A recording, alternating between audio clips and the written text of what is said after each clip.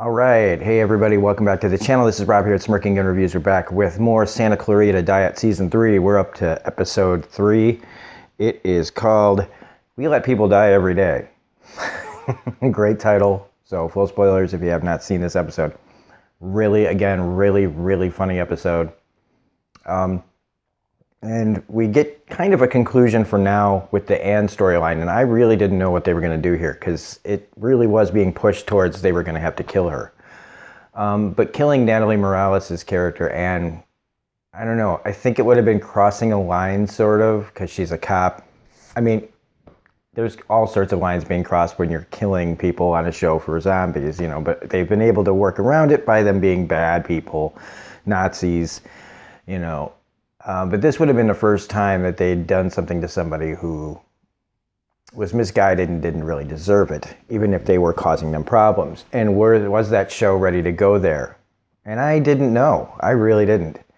And part of me was like kind of fine with it, but not. Like, I really like her as an actress. And so I didn't want to see Anne's character die like that, even though removing her from the situation would be easy. But I like that they decide, in the end, to not.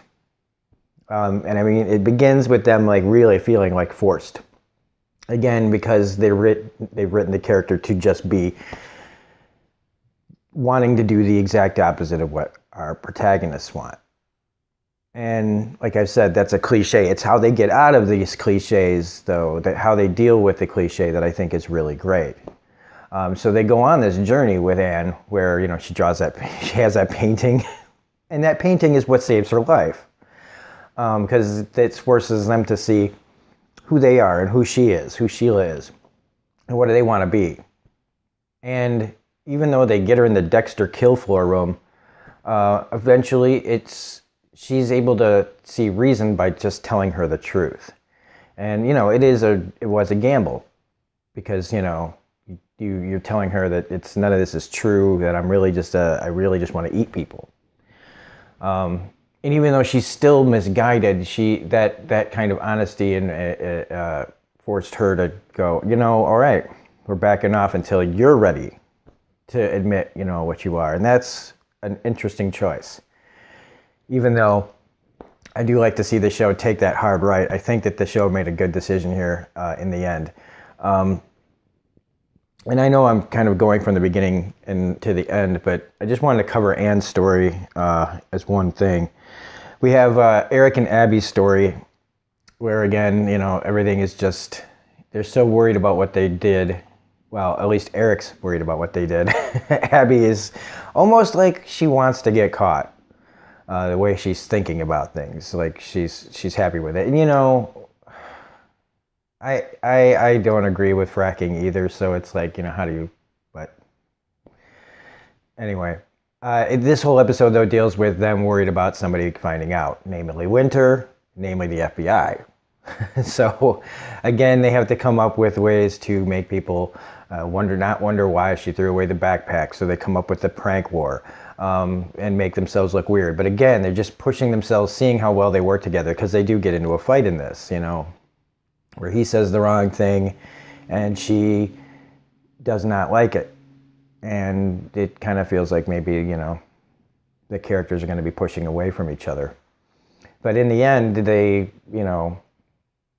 find each other again. And I love the scenes with Thomas Lennon as Principal Novak. He gets some, like, just interesting choices here. Is the way he delivers some of his lines, like about snitching or something like that, like, truth. And when he's dealing with the FBI agent trying to be a part of it, very Michael Scott of him, trying to insinuate himself in this meeting to make himself feel important. It was really Michael Scott of him, and that was great.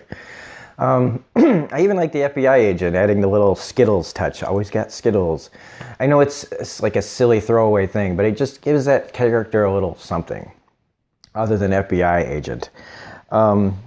But she gets more than she bargained for, I guess, in this class because, you know, they sound like they don't want to rat each other out or tell the government anything because fracking is bad. And so that kind of like lets them feel like, okay, winter probably, they're safe against winter after they do the prank war thing and all that. But it does kind of bring them closer together in the end, with her accepting compliments from him. It does feel still like she's using him to make herself feel better, allowing him to think something's going to happen when it's not. But that's a tricky thing. I don't want to say that she's purposely doing it. I would like to think that it's just them having the beginnings of a relationship starting with friendship. And I think that that's important. And I'm sorry, that's kind of hitting a little close to home right now. So anyway, let's move on to the next story. Awkward. So then we have to deal with the fact that Tommy, played by Ethan Suplee, thinks that Krista of Chris and Krista is the female zombie in Santa Clarita and must kill her. Now they have to figure out, do they stop him from killing her? Because again, the moral choice of she's our enemy, she hates us, she would do anything to destroy us, but do we intervene when she's in danger? And again, there's just so many great lines in this about, would we warn people if there was a plane coming, into their, going to crash into their house? Wouldn't we warn the people in the house? Well, not if they told us to, it's just. But before we get to that, let's talk about Gary. And immediately, okay, I love that he's not dead yet. He looks really bad. But the other interesting thing is it's not Nathan Fillion anymore. Probably couldn't get him back. Maybe they couldn't get him back. But they did get the next best thing, literally, to me, the next best thing. Because him and Nathan Fillion and Alan Tudyk are in Con Man together. They were in Firefly, Serenity. It appears that they have a real friendship in real life, which is really, really cool. But they got Alan Tudyk to be the voice of the head now. I don't think it's Nathan Fillion anymore, because it's just, if that's really him, that's really cool, but then why didn't they get his voice? So they probably just put Tudyk in there. I don't know, but Alan Tudyk is a great actor. He did the voice of the robot in Rogue One. He's been in tons and tons of stuff. Whenever he shows up, it's great. He was really great as the villain on Dollhouse. Oh my gosh, he was really good in that. Yeah, so he's kind of a Joss Whedon, known for a lot of that kind of stuff. But I really like the fact that he's, he wants to be dead, but once he gets the idea that he could be working for them, like he could be their, the main ingredient to their new real estate agency. I think that it's a really cool idea. It's a really fun idea. Having they give him an Alexa and a headset. He wants to be called, what was it, Dollar Joe or Joe Dollar or something like that. Oh my God, it was great. So that's fun that they give this little side part something to do, and it helps them with a problem. Like, how are we going to do all this and run a new real estate agency? And they found a perfect employee who wouldn't mind doing this forever, literally.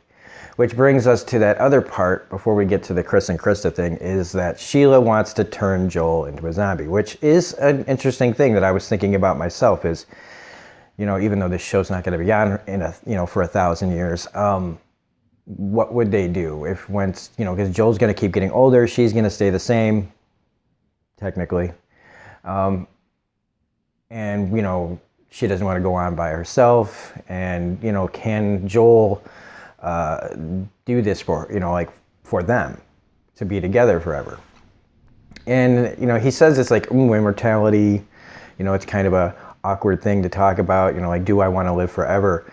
But for him, it seems more like he's worried about what he's going to become, because Sheila was timid and now she's fearless.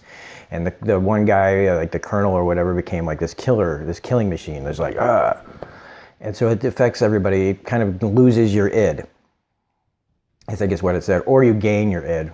And it is interesting to think about, because what would Joel become? Because he's such a nice guy. And I think he likes being the nice guy. And I like him being the nice guy too.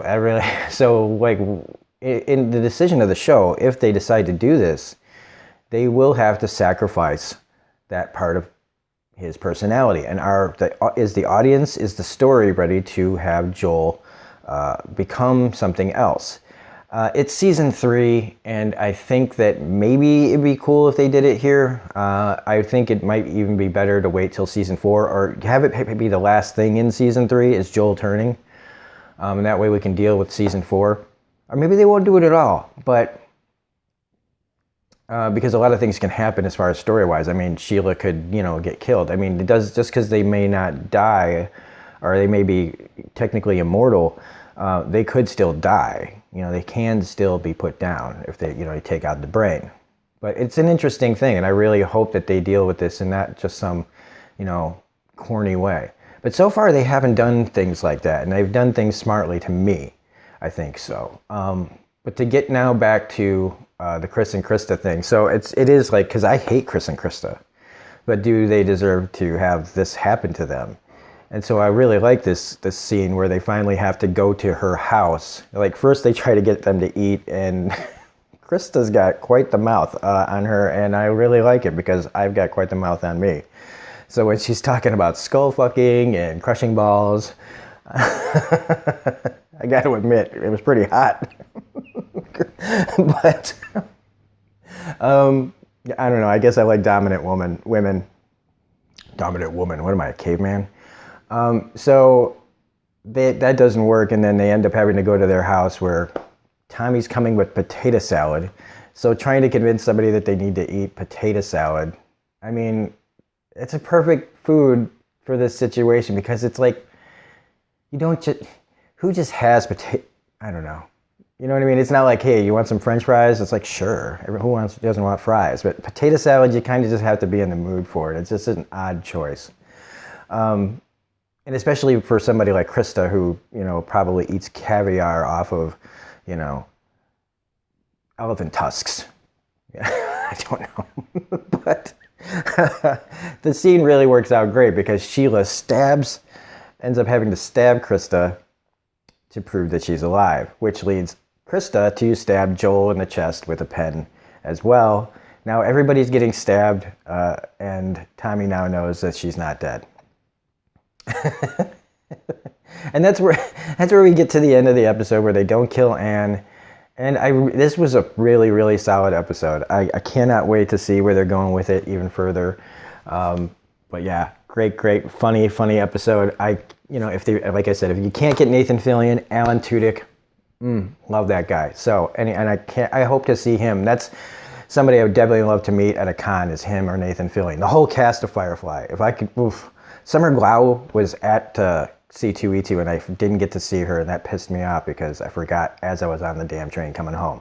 But I'm getting off track, so that's time to end the review. So if you like this review, please hit the like button, comment, share, subscribe, hit the bell for all notifications, all that jazz. Otherwise, this is Robert Smirking Gun Review saying we'll be back later with more Santa Clarita Diet Season 3. You can also check out, we're doing Hannah Season 1 from Amazon Prime. That's also a really good show right now. And What We Do in the Shadows on FX, based on the movie, is also out. We've got Walking Dead finale for people who are done with Walking Dead but can't stop watching it. That's the review for you. So anyway, have a great day, and we will see you next time.